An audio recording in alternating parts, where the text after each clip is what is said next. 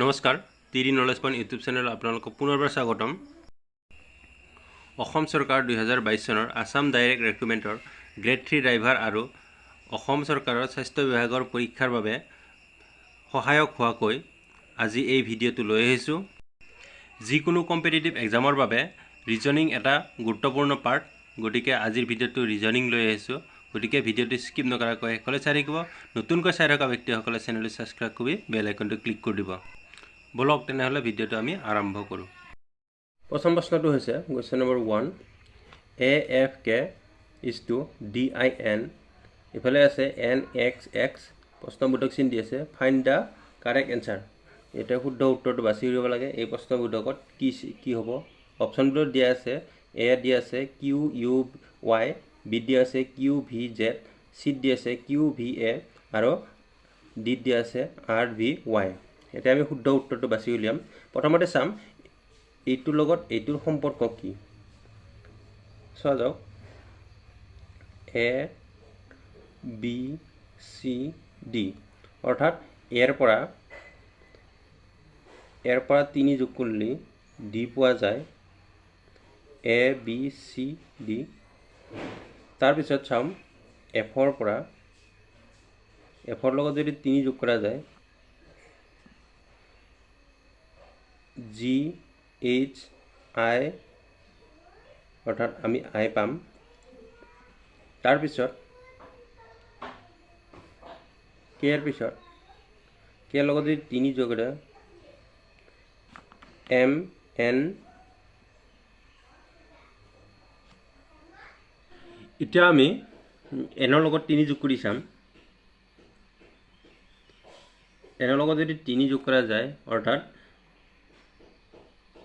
OPQ হ'ব, অৰ্থাৎ Nৰ লগত 3 যোগ কৰিলে Q হ'ব। তাৰপিছত Sৰ লগত 3 যোগ কৰি চাম। Sৰ লগত যদি 3 যোগ কৰা যায় কি হ'ব? STUV অৰ্থাৎ আমি V পালোঁ। তাৰপিছত X আছে, Xৰ লগতে 3 যোগ কৰি চাম। Xৰ পিছত YZ, তাৰপিছত কি পাওঁ? A। আকৌ এবাৰ A লৈ ঘূৰি আহিল, গতিকে কি হ'ব?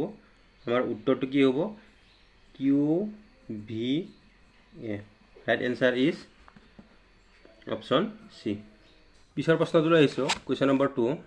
আমাক দিয়া আছে A/1 ইজ টু C/81, এফালে দিয়া আছে E/625 ইজ টু, প্ৰশ্নবোধক দিয়া আছে। এই প্ৰশ্নবোধকৰ আমি কি হ'ব? আমাৰ অপশ্যনবিলাক ABCD দিয়া আছে। ইয়াৰ পৰা আমি শুদ্ধ উত্তৰটো বাছি উলিয়াম।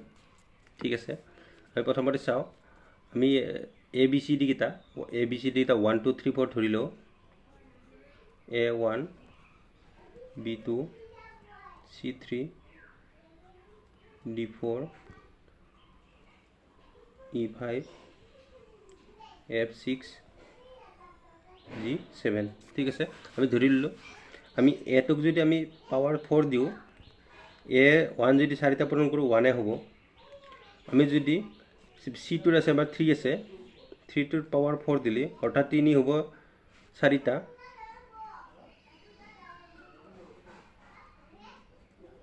অৰ্থাৎ 4টা 3 হ'ল। এই 4টা 3 আমি পূৰণ কৰি দিম। 3 3 গুণ 9, 3 3 গুণ 9, 9 9 গুণ 81, অৰ্থাৎ আমাৰ এই অপশ্যন এইটোৰ লগত মিলিছে, C/81 লগত মিলিছে। এতিয়া আমি চাম ইটোত দিয়া আছে আমাৰ 5 to the power 4, 5 to the power 4 হ'লে অৰ্থাৎ 4টা 5 পূৰণ কৰিব লাগিব। এইটো যদি আমি পূৰণ কৰোঁ কিমান হ'ব? 5 5 গুণ 25, 5 গুণ 25, 25 25 দুটা যদি আমি পূৰণ কৰোঁ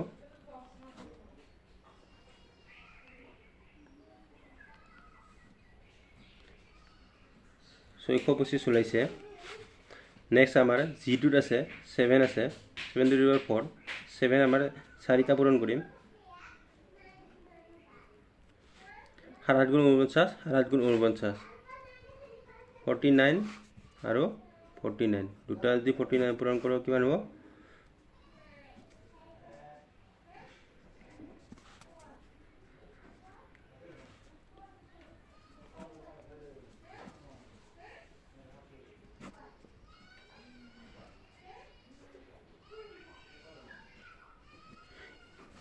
অৰ্থাৎ আমি পালোঁ 2401। আমাৰ শুদ্ধ উত্তৰত আছে ডি, গতিকে আমাৰ শুদ্ধ উত্তৰটো পালোঁ আমি ডি পালোঁ। এই ধৰণৰ পূৰণ কৰা যদি আপোনালোকক ছিষ্টেমটো লাগে, এনেকুৱা ধৰণৰ দুটা সংখ্যা পূৰণ কৰা ছিষ্টেমটো লাগে, আমাক কমেণ্ট কৰি জনাব, তেনেহ'লে এই পদ্ধতি আপোনালোকক জনাম কেনেকৈ পূৰণ কৰিব লাগে। নেক্সট কুৱেশ্যন 3 নম্বৰ প্ৰশ্নটোলৈ আহিছোঁ। 36:64 এফালে দিয়া আছে 100 প্ৰশ্নবোধক দিয়া আছে। এই প্ৰশ্নবোধকত কি হ'ব? আমি সংখ্যাকেইটা চাম, গোটেইকেইটা কি আছে? বৰ্গ সংখ্যা 36, 64, 100। আমি চাম অপশ্যনকেইটা দিয়া আছে, অপশ্যনকেইটাৰ পৰা কি হ'ব আমাৰ প্ৰশ্নবোধকত আমি উলিয়াব লাগে। 36টো আমাৰ কি হয়? 6ৰ বৰ্গ সংখ্যা, অৰ্থাৎ 6 6 গুণ 36। 6 যদি আমি দুটা পূৰণ কৰোঁ 36 ওলাব। ঠিক তেনেকৈ 64, 8 যদি স্কোৱাৰ কৰোঁ 8 গুণ 64। তাৰপিছত 100 দিয়া আছে, 100টো কি হ'ব? 10ৰ স্কুৱেৰ হয়, 10ৰ স্কুৱেৰ হ'লে 100 হ'ব। এতিয়া আমি চাওক, 6ৰ লগত যদি আমি 2 যোগ কৰোঁ 8 পাম, 8ৰ লগত 2 যোগ কৰিলে 10 পাম, 10ৰ লগত 2 যোগ কৰিলে 12 পাম। ঠিক আছে, এতিয়া চাম এই 12ৰ স্কুৱেৰটো কি হ'ব? 12 যদি আমি দুটা পূৰণ কৰোঁ, অৰ্থাৎ 12 স্কুৱেৰ হ'লে কি হ'ব? 12 12 গুণ 144। গতিকে শুদ্ধ উত্তৰটো কি হ'ব আমাৰ? অপশ্যন চি 144, যিহেতু আমি পাইছোঁ 12 12 গুণ 144, গতিকে আমাৰ শুদ্ধ উত্তৰটো হ'ল option C. Next question number 4 লৈকে আগবাঢ়িছোঁ আমি। খালী ঠাই দিয়া আছে প্ৰশ্নবোধক, তাৰপিছত আছে 125, 64, 27, 8 আৰু 1। অপশ্যনকেইটা দিয়া আছে, এই অপশ্যনৰ ভিতৰত কোনো এটা শুদ্ধ ইয়াতে হ'ব। এতিয়া আমি চাম এই সংখ্যাকেইটা কেনেকৈ পোৱা গৈছে। প্ৰথমটো চোৱা, 1ক যদি আমি কিউব কৰা যায় 1 পাওঁ। 2টো যদি আমি কিউব কৰা যায়, অৰ্থাৎ 2 3টা পূৰণ কৰিলে 2 পূৰণ 2 পূৰণ 2, 2 দুগুণ 4, 4 দুগুণ 8। আমি 3টো যদি কিউব কৰা যায় 3 3টা, 3 3 গুণ 9, 9 3 গুণ 27। ঠিক তেনেকৈ 4টো যদি আমি কিউব কৰা যায় 4 4 গুণ 16, 4 4 16, 16 4 গুণ 64, এনেকৈ আমি পাই যাওঁ। ঠিক তেনেকৈ আমি 5ৰ 5টো যদি আমি কিউব কৰোঁ 1 2 5 পাম। 6টো যদি আমি কিউব কৰি চাওঁ 6 পূৰণ 6 পূৰণ 6, 6 6 গুণ 36, আৰু এটা যদি 6 পূৰণ কৰোঁ 6 6 গুণ 36ৰ 6,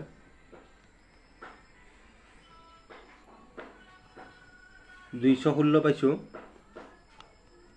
216, আমাৰ শুদ্ধ উত্তৰটো হ'ব option C. Next question number 5লৈ আমি চাওঁ। ইয়াত চাৰ্কুল আছে, ইয়াত চাৰ্কুল আছে, ইয়াত চাৰ্কুল আছে, এই 3টা চাৰ্কুল। ইয়াৰ চাৰ্কুলৰে এটা খালী ঠাই আছে। এই খালী ঠাইটোত আমি কি হ'ব বহাব লাগিব। প্ৰথমতে চাব লাগিব এই চাৰ্কুলকেইটা কেনে সম্পৰ্ক আছে। আমি প্ৰথম চাৰ্কুলটো চাওঁ। প্ৰথম চাৰ্কুলটো হৈছে 2 3 5 আৰু 30। এতিয়া আমি চাম গোটেইকেইটা আমি পূৰণ কৰি চাওঁ। প্ৰথমতে 2 পূৰণ 3 পূৰণ 5, 2 3 গুণ 6, 6 5 গুণ 30, গতিকে এইটো শুদ্ধ হৈছে। তাৰপিছতে চাওঁ আমি 5 পূৰণ 1 ইনটু -1, 5 1 গুণ 5 আৰু 5 1 গুণ 5, ইয়াতে প্লাছে মাইনাছে কি হ'ল? মাইনাছ হ'ল, গতিকে -5, গতিকে এইটো শুদ্ধ হৈছে, এইটো শুদ্ধ হৈছে। নেক্সট আছে 4 ইনটু 3 ইনটু -1, 4 3 গুণ 12, 12, তাৰ লগত যদি আৰু 1 পূৰণ কৰা যায়, -1 পূৰণ কৰা যায়, কি হ'ব? -12, গতিকে শুদ্ধ উত্তৰটো হ'ব option B. Next question number 6। আমাৰ ইয়াতে এটা ঘৰ দিয়া আছে। এই ঘৰত আমাৰ কিছুমান সংখ্যা দিয়া আছে, তাৰে এটাত খালী ঠাই আছে। এই খালী ঠাইটোত আমি শুদ্ধ উত্তৰটো বাছি উলিয়াব লাগে। শুদ্ধ উত্তৰকেইটা ABCDকে দিয়া আছে অপশ্যনকেইটা, এতিয়া অপশ্যনকেইটাৰ পৰা আমি শুদ্ধ উত্তৰটো বাছি উলিয়াম। চাওক প্ৰথমটো কেনেকৈ সম্পৰ্ক আছে। 4, আমি যদি প্ৰথমতে যোগ কৰি চাওঁ 4 + 2 + 1 = 4 2 6 1 7, গতিকে নহ'ব। আমি যদি স্কুৱেৰ কৰি চাওঁ স্কোয়াৰ কৰি চাওঁ 4 4 গুণ 16 2 2 গুণ 4 1 1 গুণ 1 16 4 20 20 1 21 গতিকে এইটো শুদ্ধ হৈছে নেক্সট চাম 5 square plus 3 square plus a square 5 square 25 plus 3 square 9 plus 8 square 64 এইকেইটা যদি আমি যোগ কৰি চাওঁ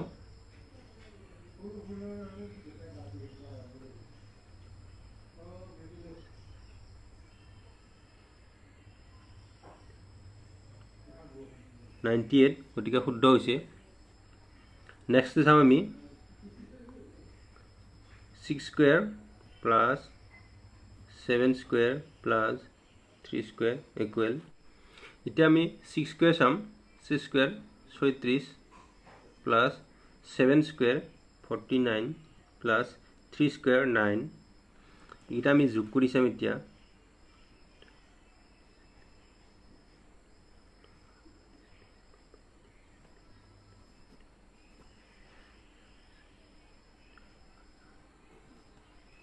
94 গতিকে আমাৰ যোগ কৰি পাওঁ 94 গতিকে শুদ্ধ উত্তৰ হৈছে অপচন এ কাৰণ কোৱেশ্চন নম্বৰ 7 7 টো দিয়া আছে b/2 j/10 q/17 e/ প্ৰশ্নবোধক দিয়া আছে প্ৰশ্নবোধক বাই 8 এতিয়া আমি চাম ইয়াৰে অপচন কেইটাৰ ভিতৰত কোনটো শুদ্ধ হ'ব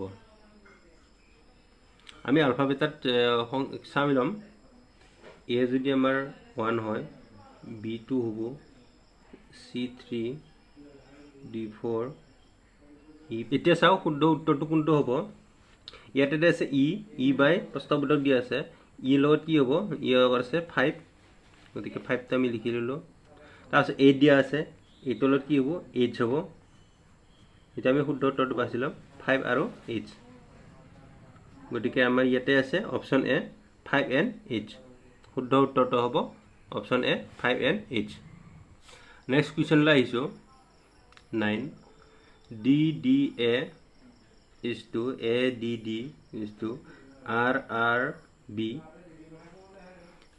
প্ৰশ্নবোধক দিয়া আছে প্ৰশ্নবোধত কি হ'ব শুদ্ধ উত্তৰ বাছি উলিয়াম প্ৰথমতে চাও এইটোৰ লগত এইটোৰ সম্পৰ্ক কি DDA এটা একে আছে মাত্ৰ কি আছে ইয়াতে এটো ক্যাপিটাল লেটাৰ স্মল লেটাৰ এটা আছে স্মল লেটাৰ ক্যাপিটাল লেটাৰ অৰ্থাৎ ইয়াৰ এ টো শেষত আছিল আৰু ইয়াতে আহিল প্ৰথমত ঠিক আছে তাৰ পিছত ডি কেটা এটো স্মল লেটাৰ আছে যদিও ইয়াতে ক্যাপিটাল লেটাৰ আছে ঠিক তেনেকৈ আমি একেই চাম এই বি টো বি এ হ'ব আৰ টো আৰ এ হ'ব আৰু এই আৰ টো আৰ এ হ'ব গতিকে শুদ্ধ উত্তৰ কি হ'ব আমাৰ বি আৰ আৰ অপচন সি শুদ্ধ উত্তৰ 1 plus 3 plus 4 equal 8 হৈছে 4 3 7 1 8 আমি যদি 3 plus 4 plus 8 কৰো 8 4 12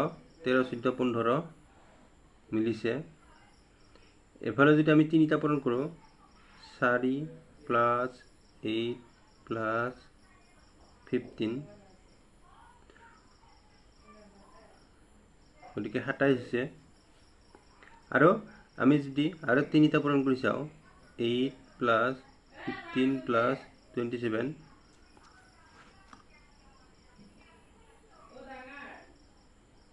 গতিকে আমাৰ হ'ব 50